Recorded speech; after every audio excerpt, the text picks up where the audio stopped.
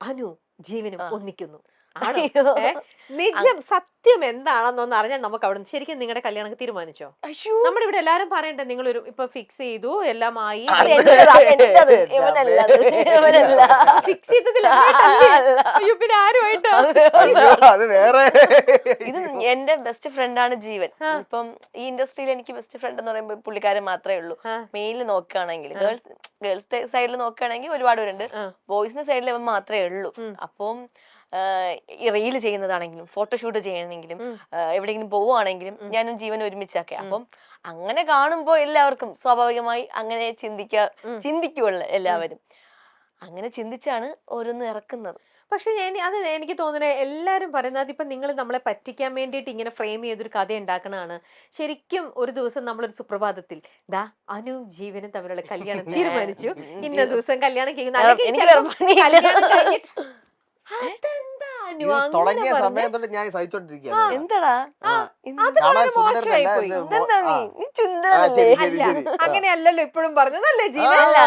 അങ്ങനെ നമ്മള് നല്ല ഫ്രണ്ട്സ് ആണ്. അങ്ങനെ നമുക്ക് എനിക്കങ്ങനെ ഈ അങ്ങനെയൊന്നും തോന്നിയിട്ടൊന്നുമില്ല. അല്ല അങ്ങനെ ബെസ്റ്റ് ഫ്രണ്ട് ആണ്. ബെസ്റ്റ് ഫ്രണ്ട് മാത്രമല്ല ഞങ്ങളുടെ വീട്ടിലൊരു മെമ്പർ പോലെയാണ്.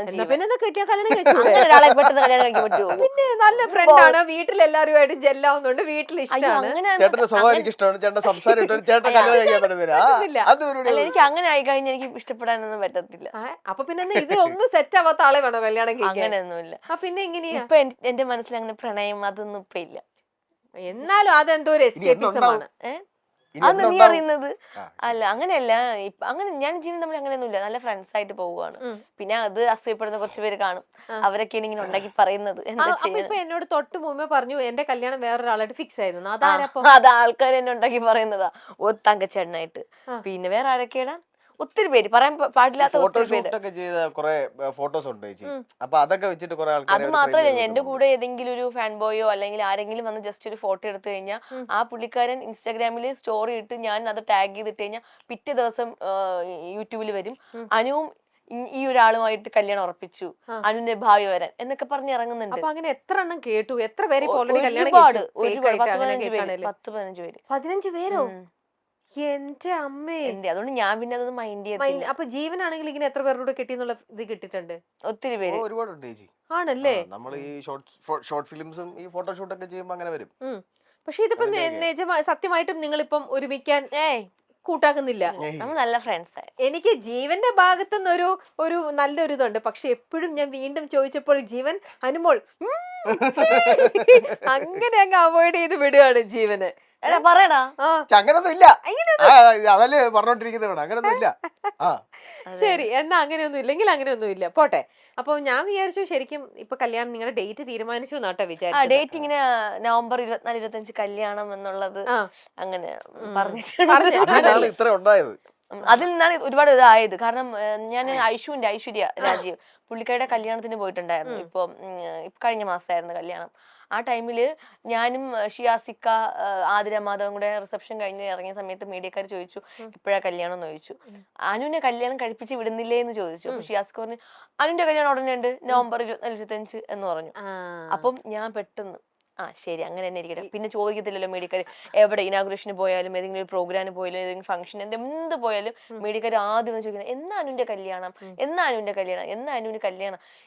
ഇവരൊന്നും ചോദിക്കില്ല. പുതിയ പ്രോജക്റ്റിനെ പറ്റി ചോദിക്കില്ല, ഒന്നിനെ പറ്റിയും ചോദിക്കില്ല. കല്യാണം ഇതിനൊക്കെ കല്യാണത്തിന് ഇത്രയും വലിയ പ്രസക്തി ഉണ്ടോ എന്ന് ഞാൻ ഇങ്ങനെ ആലോചിക്കുക. പ്രസക്തി ഉണ്ടോന്ന്. അപ്പൊ ഞാൻ എന്ത് ചെയ്തു, എന്റെ കല്യാണം നവംബർ 24-25 എന്ന് ഞാൻ അങ്ങ് പറഞ്ഞു. പിന്നെ അതിനുശേഷം ചോദിക്കത്തില്ല. ഇപ്പൊ ഞാൻ ഇനാഗുറേഷനൊക്കെ പോകുമ്പോ അത് ചോദിക്കില്ല. കഴിയുമ്പോ അന്നൊരാളുടെ കല്യാണം ഉണ്ട്. ആരുടെ? എന്റെയോ? എന്റെ കല്യാണം നീ അറിയത്തില്ലേ? അന്ന് ഒരു ആർട്ടിസ്റ്റിന്റെ കല്യാണം ഉണ്ട്. അത് ഞാൻ എന്താ പറയാ പുറത്ത് വിട്ടിട്ടില്ല. അന്ന് ആ ആർട്ടിസ്റ്റിന്റെ കല്യാണമല്ലേ? പക്ഷെ അനുവിന്റെ കല്യാണം അല്ലല്ലോ. അല്ല. അപ്പൊ അത് കഴിയുമ്പോ അന്ന് എന്റെ അടുത്ത് മീഡിയക്കാർ ചോദിക്കും അനുവിന്റെ കല്യാണം. അന്ന് ആ ടൈം പറയും കാരണം എന്ത് ഒന്നുമില്ല. പക്ഷെ ആ സംഭവം അത് സർപ്രൈസ് ആണ് ചേച്ചി. അന്ന് നമ്മൾ അടുത്ത നുണക്കഥയിലേക്ക് പോകും.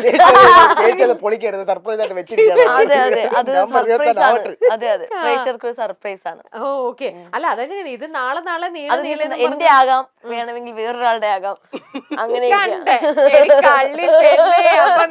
തന്നെ കല്യാണം 24 25. എന്റെ പൊന്നെ, അങ്ങനെയാണെങ്കിൽ ഞാൻ എന്തെല്ലാം, എനിക്കൊരു സ്വന്തമായിട്ട് യൂട്യൂബ് ചാനൽ ഉണ്ട്, അതിൽ ഞാൻ പറയും ഞാൻ ഇപ്പോഴേ പർച്ചേസിങ് കാര്യങ്ങളൊക്കെ തുടങ്ങുമായിരുന്നു. ഇല്ല അങ്ങനെയൊന്നുമില്ല. അത് നവംബർ സമയം ഇനി കുറച്ച് നാളും കൂടെ ഉള്ളൂ. അപ്പൊ എന്തായാലും നിങ്ങൾ ശ്രദ്ധിച്ചോ, ഈ വരുന്ന നവംബർ 24, 25 ദിവസങ്ങളിലാണ് അനുമോളുടെയും ജീവന്റെയും കല്യാണം.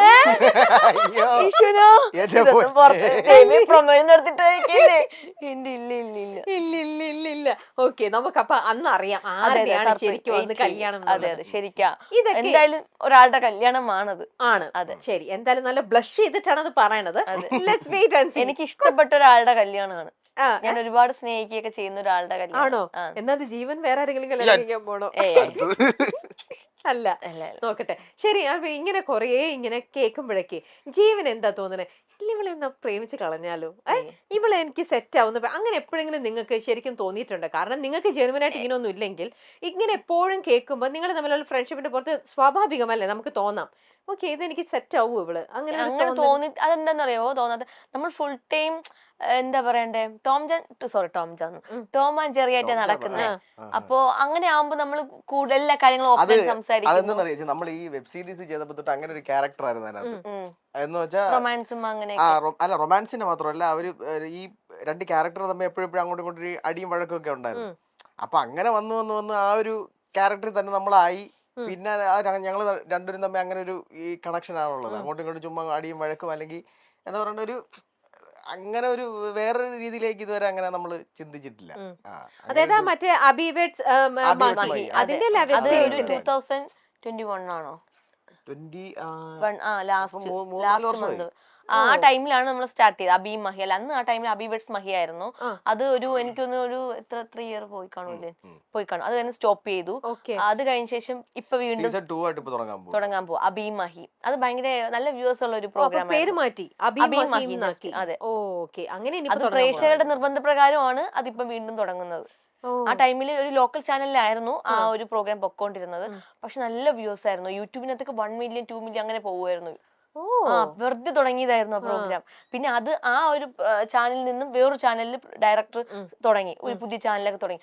അതിൽ നല്ല വ്യൂസ് ഉണ്ടായിരുന്നു. അതെ അത് ഭയങ്കര ഹിറ്റ് ആയിട്ട് അന്ന് എല്ലാരും ഭയങ്കര ഇതല്ലേ, 2 മില്യൺ വരെയൊക്കെ എത്തിയല്ലേ.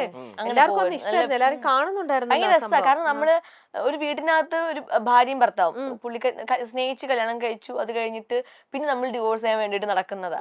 പിന്നെ ഇഷ്ടമാണ്, പരസ്പരം ഉള്ളിൽ ഭയങ്കര സ്നേഹമാണ്, പക്ഷെ നമ്മൾ പുറമെ ഭയങ്കര അടിയാണ്. അങ്ങനെയൊക്കെയുള്ള കുറച്ച് ഇമോഷണൽ ആയിട്ടുള്ളതും റൊമാൻസ് അങ്ങനെയൊക്കെ വരുന്ന ഒരു അടിപൊളി ഒരു സിക്കോം പോലത്തെ. മാജിക് എന്ന പരിപാടിയിലൂടെ ഏറ്റവും അധികം ആരാധകരെ സമ്പാദിച്ച ഒരു നടി എന്ന് നമുക്ക് വേണമെങ്കിൽ അനുമോളെ പറയാം. സ്റ്റാർ മാജിക്കിൽ അനുമോൾ തങ്കച്ചൻ കോംബോ വലിയ ഹിറ്റായിരുന്നു. അത് മാത്രമല്ല, ലക്ഷ്മി നക്ഷത്രയും അനുമോളും തന്നെയായിരുന്നു സ്റ്റാർ മാജിക്കിന്റെ ഏറ്റവും പ്രധാന ഘടകങ്ങൾ എന്ന് വേണമെങ്കിൽ പറയാം. ഒരുപാട് കഷ്ടപ്പാടുകളിലൂടെയാണ് അനുമോൾ കയറി വന്നത്. ഒരുപാട് ബുദ്ധിമുട്ടി ആദ്യത്തെ തുടക്ക സമയത്തെല്ലാം. എന്നാൽ ഇന്ന് കേരളം മൊത്തം അറിയപ്പെടുന്ന ഒരു നടിയാണ് അനുമോൾ. സ്റ്റാർ മാജിക് അവസാനിച്ചപ്പോൾ സി കേരളത്തിലെ സൂപ്പർ, പിന്നീട് സുരഭിയും സുഹാസിനിയും അഭിവെഡ്സ് മഹിയും ഈ മൂന്നിലൊന്നും അനുമോളെ ഒടിച്ചു നിർത്തിയിട്ടുള്ള മുന്നോട്ട് പോക്ക് ആർക്കും ചിന്തിക്കാൻ പോലും സാധിക്കുന്നതല്ലായിരുന്നു.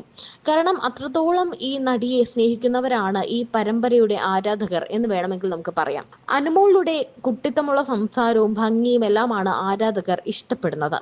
കൊച്ചു കുട്ടികളെ പോലെയാണ്. 10-30 വയസ്സായെങ്കിലും കൊച്ചുകുട്ടികളുടെ സംസാരവും പെരുമാറ്റവും ഒക്കെയാണ് അനുമോളുടെ ഏറ്റവും വലിയ മെറിറ്റ് എന്ന് വേണമെങ്കിൽ പറയാം. കുറച്ചു കാലമായി അനുമോളുടെ വിവാഹത്തെക്കുറിച്ചുള്ള ചർച്ചകളും സോഷ്യൽ മീഡിയയിൽ പല തവണ വന്നുപോയിട്ടുണ്ട്. ഇതിനോടൊക്കെ വളരെ രസകരമായി പ്രതികരിക്കുന്ന അനുമോൾ കഴിഞ്ഞ ദിവസം നടി ഡയാന ഹമീദിന്റെ വിവാഹത്തിന് എത്തിയത് ഒപ്പം അഭിനയിക്കുന്ന അഭിവെഡ്സ് മഹി നായകനായ ജീവനൊപ്പമാണ്. ബാലതാരമായ സീരിയൽ സിനിമാ ലോകത്തേക്ക് എത്തിയ ജീവനും മിനി സ്ക്രീൻ പ്രേക്ഷകർക്ക് പരിചിതനാണ്. ഇവർ തമ്മിൽ ലവ് ആണോ, ഇവർ വിവാഹം കഴിക്കുമോ എന്നൊക്കെ ആരാധകർ ചോദിച്ചിരുന്നു. അങ്ങനെയുള്ളവർക്ക് മുന്നിലേക്കാണ് ഒരു കിടിലൻ ലുക്കിൽ അനുവും ജീവനും എത്തിയത്. ഇരുവരുടെയും ഡാൻസ് വീഡിയോകളും ആരാധകർ പലപ്പോഴും ഏറ്റെടുക്കാറുണ്ട്. അനുവിനോടും ജീവനോടും ഒരു പ്രത്യേക ഇഷ്ടമാണ്. കാരണം ജീവനെ കുട്ടിക്കാലം മുതൽ തന്നെ പ്രേക്ഷകർ എല്ലാവരും കാണുന്നതാണ്. അതുപോലെ തന്നെ അനുവിനെ